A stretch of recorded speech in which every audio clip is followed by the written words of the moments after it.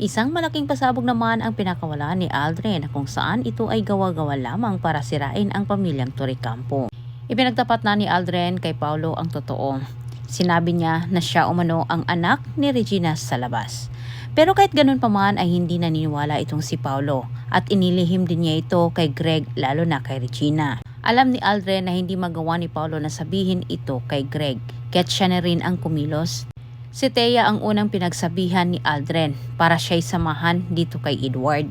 Nagulat man itong si Thea at matapos din niyang nalaman ito, sinamantala din ng babae ang pagkakataong ito para siya na ang magrayna-raynahan sa mga Torrecampo. Pumayag itong si Thea na makipagkita si Greg kay Edward para ipagtapat ang totoo at umanib sa kanila na pabagsakin itong si Paulo.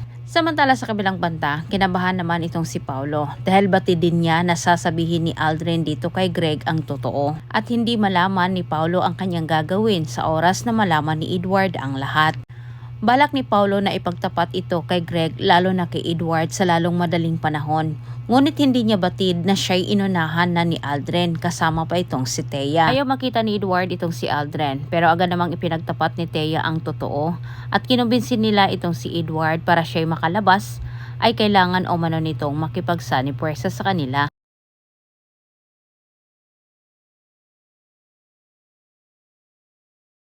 Sa kabila ng nalaman ni Edward, hindi pa rin niya magawang talikuran ang kanyang kapatid. Si Thea at Aldrin ang nagpaplano para isiwalat umano ang katotohanan at balak ni Aldrin na gagawin ito ni Thea sa party mismo.